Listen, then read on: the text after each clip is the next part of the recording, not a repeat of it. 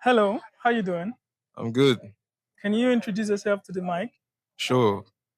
I'm Mario, and I'm here with Everything is Important, and I'm gonna answer some questions.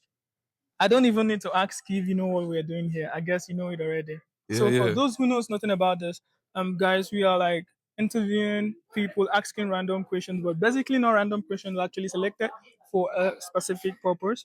And if you're just joining for the very first time, thank you for joining and hope you enjoy the video. Because I feel like everything he's gonna be talking about from now, because he looks serious, is gonna be important. So let's get right into it. You can count on us for everything you need because everything we talk about is important.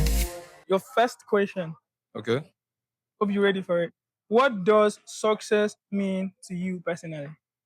Mm, Basically, to me, success, yeah, it means that I'm comfortable, my family is comfortable, and any problems in my encounter, I can solve it. So, yeah, if I'm able to do that, live very comfortably, my family lives comfortably, and any problems, any issues we have, it gets solved. That's success to me. So, if you could describe your life on that, I'm getting there. you're getting there. Yeah. Okay. So, what do you think is best, or what do you think people actually perceive success as to them? I mean, everything is a matter of perspective, So everybody to them is something different. It could be maybe getting a dream car, a dream job, a certain type of lifestyle, Yeah. So, do you feel like there is anything that is wrong with that, or since it's not in line with how you perceive life or how you view success as, do Yeah. you think anything is wrong with that? Nah. Okay, you feel like people should have Yeah, their own their path. own opinion. Yeah. Okay, that's nice. So moving on to the next question. How do you handle self-doubt? It's a very interesting question. Self-doubt. Uh yeah, like that's a tricky one because sometimes it can be crippling and you end up not doing what you want to do, but you just push through. I just tell myself what will happen if I don't follow through with what I want to do. And that's like an outcome I don't want to experience. So I just push through. I find help wherever I can, family, friends, and just push through. So do you have more like a words of affirmation, something that keeps you going? Something that maybe, or do you have a person in your life that, you know, gives you a reason not to like I doubt mean, yourself or doubt whatever sure, I you're think doing? my dad, because like he has told us, how he grew up and everything. So when I think back about his situation and my situation right now, I tell myself like he did it under those conditions. I have way better conditions, so I can't feel type of thing. So, in case people want to be like, I admire this guy Yeah. and I like everything, do you have more like words of affirmation you can put it out there for someone who knows nothing about like himself, who wants a words that he could believe in? Do you have those words that you could put out there for people? I mean, there's really nothing that comes off top of my head right now. But something I always tell myself, like when I'm doing something, is suffer now, enjoy later. Do the work right now, so later you can, chill. Suffer now and enjoy later.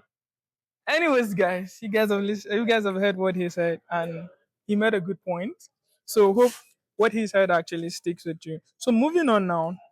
Again, your answer was nice. Thank you for that. So moving on to the next question, which is a little bit tricky because it has everything to do with relationship and you know how relationship is. So Mhm. my question goes this way: can a relationship survive without trust?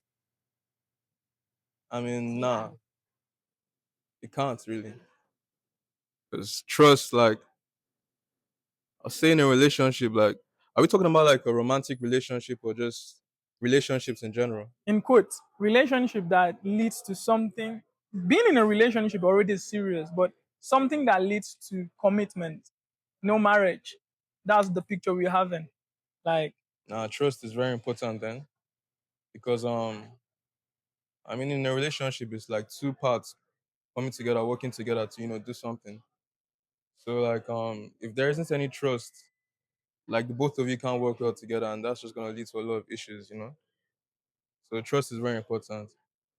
I'd rather have someone trust me more than they love me because you never know what will happen. You can end up hating me for something I do, but you know, trust. If trust is there, we can always work things out. But if there's no trust and we fall out of love, I think the relationship is done. So, with what you just said now, what actually makes someone in a relationship fall out of love? Because now, if you fall out of love with someone, in my understanding, it could lead to mistrust, miscommunication, Hmm. missed signs, and lots of it. So, Yeah. what can you put down there that causes that? Uh, I mean, In just a simple I terms, think I think the biggest thing is just like lack of proper communication. Like, tricky one. At what point in a relationship, hmm serious relationship, do you think someone should call it a quit? Is it when someone is misunderstood, or maybe lies? still lies, still lies. Because lies is like lying is what destroys trust, and that what leads to people falling out of love. When you can't trust no one anymore because you don't know if they're telling the truth or lying. So yeah, Do you believe in chasing passion or chasing money? chasing passion all the way, all the way. Can Cause you throw more light on that? yeah, cause like whatever you decide to go into, if you have passion in it, you can find a way to like get money out of it. And if you're pursuing something in order to get money and you have no passion for it, I don't think you're able to go like the extra mile to put in to make the hard choices, to do the hard things, you know, to like achieve what you want to achieve. But if you have passion, you go ahead with it. You go through all that, put in the work, no matter how hard or difficult it might seem. So passion, like, it's very, very important. What if someone disagree with that? Say, oh, chase money, because sometimes if you chase passion, you might not get like an entrepreneur now. Hmm. They have the dreams, they're Yeah. chasing it. Sometimes it takes long to get it to reality. And like in everything you do, you should apply wisdom. So you should be realistic about what you're passionate about.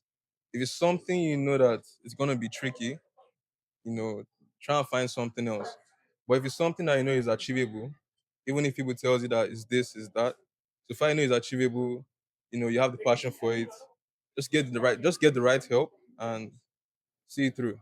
You never know what could happen. Because you could spend your whole life regretting why you didn't do that, and it might just be too late when you want to actually do that thing.